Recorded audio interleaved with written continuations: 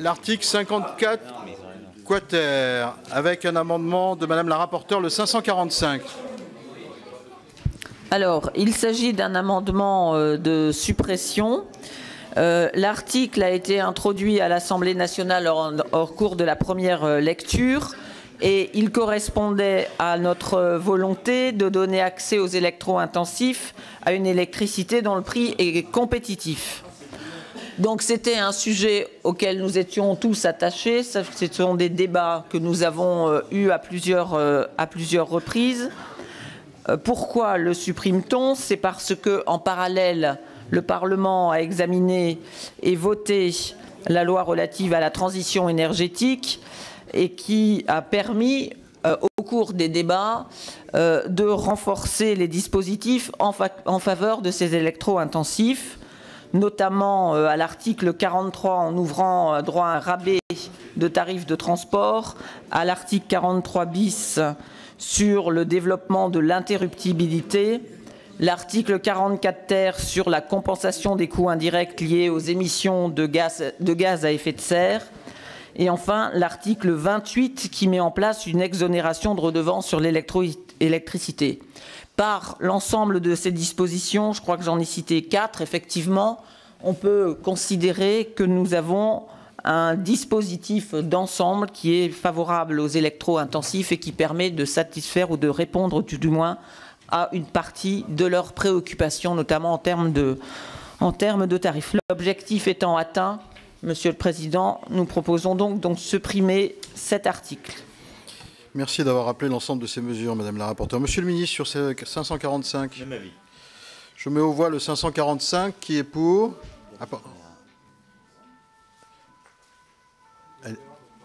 Je n'avais pas vu, donc allez-y, attendez.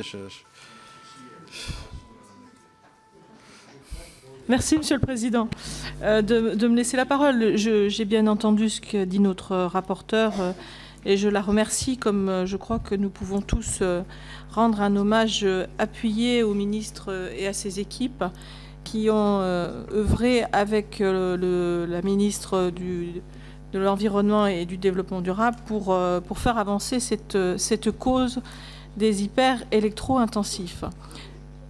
Je voudrais simplement peut-être, non pas être négative, mais être peut-être plus modérée sur le fait que nous avons totalement répondu aux besoins et aux attentes par les dispositifs votés au PLTE. Il reste quand même des dispositions à voter au moment de la loi de finances 2016. Ne l'oublions pas, donc on ne peut pas considérer que nous ayons à ce jour totalement répondu à ce qui permet de trouver une solution définitive aux problèmes qui sont rencontrés. Et puis, je crois que nous attendons tous qu'il puisse y avoir une lisibilité sur une durée suffisamment longue pour garantir à ces entreprises des durées de contrats qui permettent tout simplement de pouvoir envisager l'avenir et les investissements qu'elles ont à réaliser avec une sérénité qui s'inscrivent dans une durée d'au moins une quinzaine d'années. Voilà, donc moi je souhaiterais que nous puissions être assurés de cela avant de retirer cet amendement.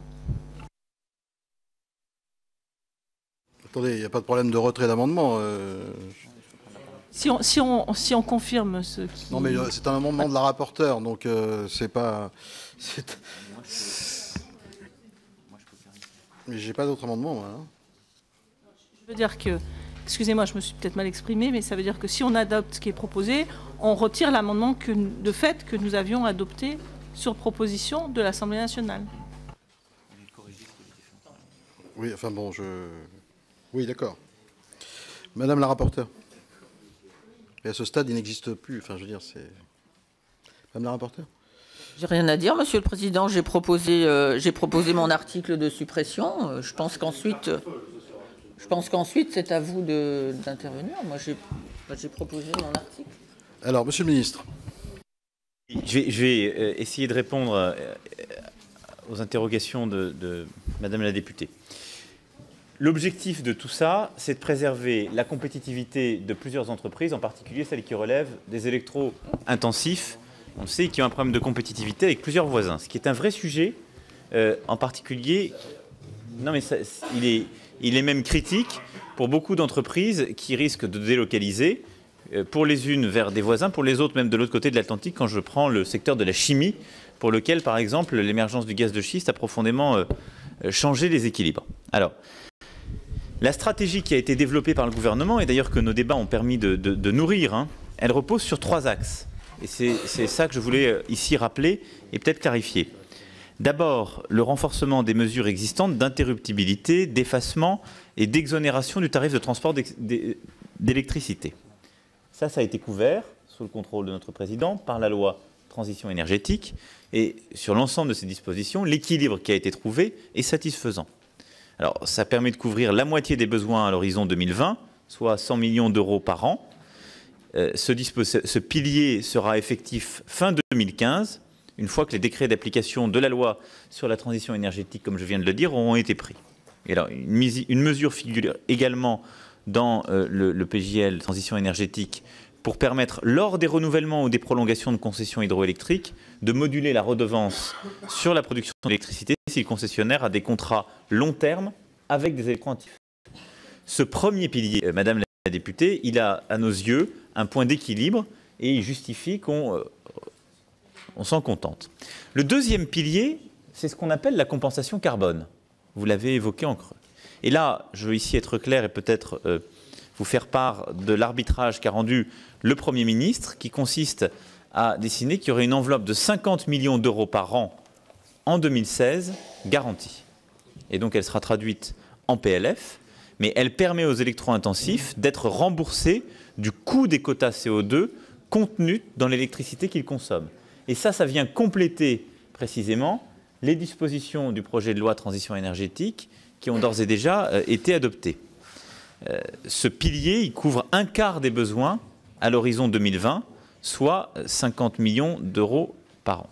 Ça a l'avantage de prémunir les électro-intensifs contre les fluctuations du prix du carbone, en quelque sorte une garantie sur cette partie-là.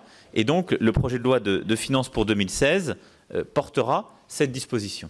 Et enfin, il y a un troisième pilier qui est le soutien d'EDF et de la Compagnie nationale du Rhône, qui couvrira un quart des besoins à horizon 2020. C'est l'objet d'une négociation qui est en cours avec les 2 entreprises et que nous sommes en train de conduire. J'ai reçu ce jour une nouvelle lettre du PDG d'EDF. Il y a encore des discussions à avoir, mais l'objectif, c'est bien de couvrir un quart des besoins à 2020. Au total, ce qui a été adopté dans le projet de loi transition énergétique, plus l'arbitrage rendu par le Premier ministre sur la compensation carbone, plus l'objectif que nous nous sommes fixés dans la négociation avec EDF et CNR, a vocation à couvrir la totalité des besoins des électro-intensifs. Et ce que vous cherchiez à travers votre amendement initial sur l'article 54 à traiter. Ma conclusion est donc que, forte de ces éclaircissements, et en particulier de l'arbitrage qui a été pris par le Premier ministre sur la compensation carbone et de la négociation en cours de finalisation avec les 2 sociétés, je tiens ici à soutenir l'amendement en effet de suppression de votre rapporteur, mais en espérant que vous pourrez aussi le soutenir, étant ce faisant éclairé. Merci. Monsieur Baupin. Oui, merci Monsieur le Président. La question des électro-intensifs nous préoccupe tous, et donc la mise en place de systèmes de soutien, on est d'accord. On a mis en place dans la loi de transition énergétique, y compris des dispositifs qui incitent en même temps ces électro-intensifs à faire des efforts en matière d'efficacité énergétique, de façon à ce qu'il n'y ait pas d'incitation à surconsommer. Donc il n'y a pas de sujet entre nous sur le sujet. Je viens d'entendre ce que nous dit Monsieur le Ministre. Alors si j'ai bien compris, ce sera au moment du PLF qu'on aura l'occasion d'en reparler, sur la compensation carbone. Dont je n'avais pas entendu parler jusque-là. Et donc, si je comprends bien, si c'est au PLF, c'est donc sur les finances publiques que l'on viendrait compenser en partie l'impact du prix du carbone sur ces électro-intensifs. Je me pose des questions sur les effets pervers potentiels d'un dispositif, le prix du carbone, qui a pour vocation de réduire les émissions de gaz à effet de serre. Et donc, si on compense intégralement ce dispositif par l'État, finalement, on perd l'aspect incitatif à réduire les émissions de gaz à effet de serre. Donc, peut-être avais-je raté une étape dans les discussions, je n'avais jamais entendu parler d'un tel dispositif. Et je dois vous avouer que là, pour l'instant, je m'interroge sur sa pertinence. Voilà. Oui, enfin, on parle d'entreprises qui, c'est bien le sujet, font des efforts, mais elles ont besoin d'électricité pour vivre, si je puis dire.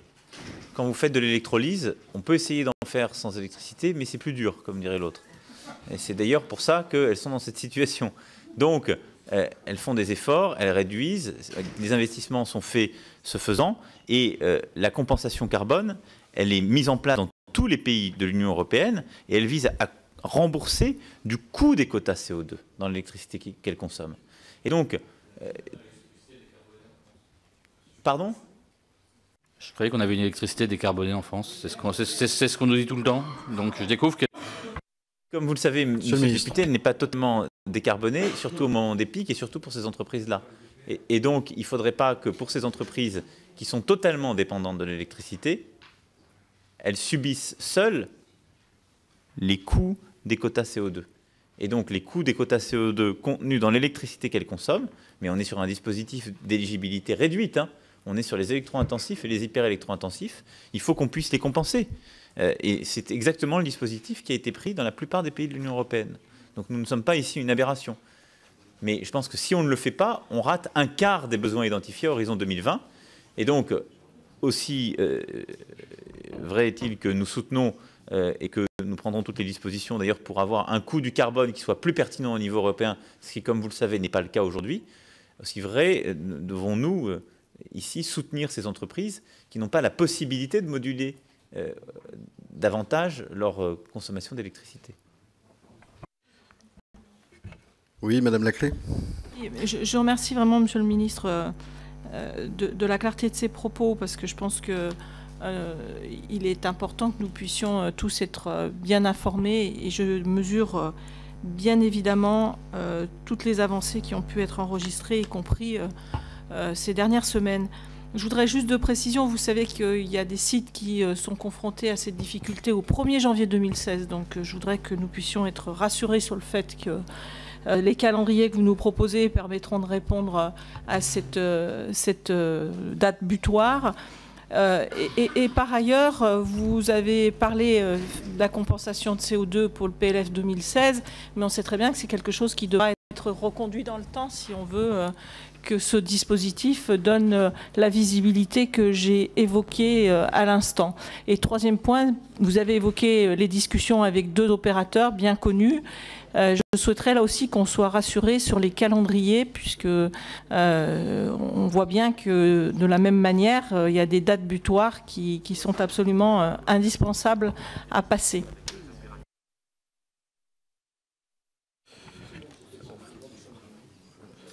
Peut-être je vais dire un mot à ce stade, parce que nous avons veillé ensemble à ce que ce soit le projet de loi de transition énergétique qui porte l'ensemble des mesures concernant les électro-intensifs et les gazo-intensifs. Parce que dans l'industrie, il y a bien 2 types de consommation. Et donc, puisqu'on rend des hommages à la fois à vos services, je vais aussi rendre des hommages aux services de Madame la ministre Royal, qui se sont mis à disposition aussi de cette question, puisque l'ensemble du gouvernement est mobilisé, d'ailleurs sous l'impulsion du Premier ministre aussi, puisque c'est un sujet de compétitivité et de maintien de notre industrie dans le pays. La réflexion qui a été portée, y compris avec votre serviteur, mais aussi Madame Laclais, mais aussi les rapporteurs de la loi de transition énergétique, c'est une réflexion qui nous a obligés à faire toute une série de mesures qui soient euro-compatibles. Donc euro-compatibles aussi de fait. Et c'est une difficulté, puisque vous savez bien que les marges de manœuvre ne sont pas toujours aussi importantes qu'on le souhaite. Et donc, Madame Laclais le sait bien, les services des ministères concernés ont travaillé sur des tableaux de calcul intégrant l'ensemble des leviers que Madame la rapporteure a rappelé tout à l'heure, et qui permettent de retrouver les tarifs de compétitivité que ces industriels avaient avant que un certain nombre de dispositifs disparaissent, y compris pour le 1er janvier prochain. Je vous laisserai répondre, puisque votre parole est plus autorisée que la mienne, mais la promulgation de la loi de transition, dans un délai normalement qui est compatible avec la mise en œuvre de dispositions dès l'automne, envisage effectivement qu'au 1er janvier, les rendez-vous qui doivent être pris soient tenus. Et en effet, je crois qu'on a là un faisceau assez considérable de dispositifs qui d'ailleurs sont assez largement utilisés par nos voisins concurrents. Et donc il n'y a aucune raison pour que nous-mêmes, nous ne soyons pas au rendez-vous de l'utilisation de ces dispositifs-là. Et c'est vrai que certaines entreprises bénéficient de tarifs historiques qui vont disparaître. Et il était urgent, et c'est d'où la mobilisation de tout le monde autour de ça, que les solutions alternatives, pour que ça ne se dégrade pas pour leur compétitivité, soient trouvées. Donc en effet, à ce stade, il a été considéré que le rendez-vous du 1er janvier pouvait être tenu. C'est la lecture que j'en fais, Monsieur le Ministre, mais je vous laisse le soin de le confirmer, Madame Laclais. Oui, d'abord, je veux vous confirmer en effet qu'au 1er janvier prochain, les dispositifs seront mis en œuvre. Et que c'est d'ailleurs très explicitement ce que j'ai demandé aux entreprises précitées.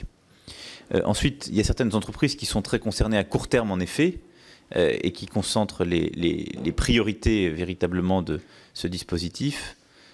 Ferropen, Vincorex, enfin on les connaît, hein, qui sont des entreprises qui dépendent de l'électrolyse la plupart du temps, RTA également. Et si on n'apporte pas de réponse, ce sont chaque mois des pertes de compétitivité, potentiellement des pertes d'emploi, et un beau jour, la décision de délocaliser, hein, qui sera prise, ou de fermer le site.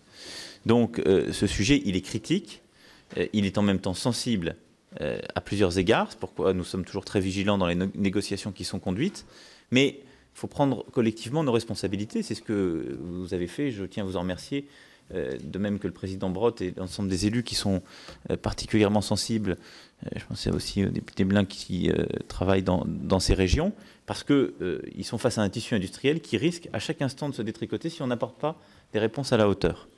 Et donc, mon souhait ici, c'est l'objectif de la négociation finale, c'est qu'EDF mette en place des contrats industriels en les définissant avant la fin de l'année et l'entrée en vigueur que j'ai évoquée.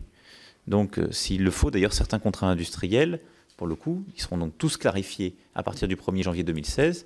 Et il faut que dans tous les détails, ils puissent rentrer en vigueur dès 2017 si besoin était. Hein. Puisque je vous rappelle que le but, c'est de couvrir un quart des besoins à horizon 2020 par ce biais-là.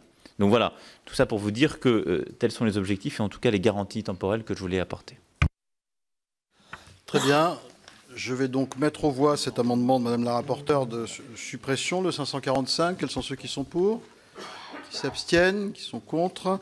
Il est adopté, ainsi n'est plus en vigueur l'article 54 quater, puisqu'il trouve des réponses par ailleurs. L'article 55A a été supprimé, je vous le confirme. L'article 55 fait l'objet d'aucun amendement. Je le mets aux voix. Qui est pour ? Qui s'abstient ? Qui est contre ? Il est adopté. L'article 55 bis A. On change de rapporteur, pardon. Excusez-moi. Je remercie Madame la rapporteure. Allez, on va suspendre 5 minutes, puisqu'il est minuit. Je vous l'avais promis.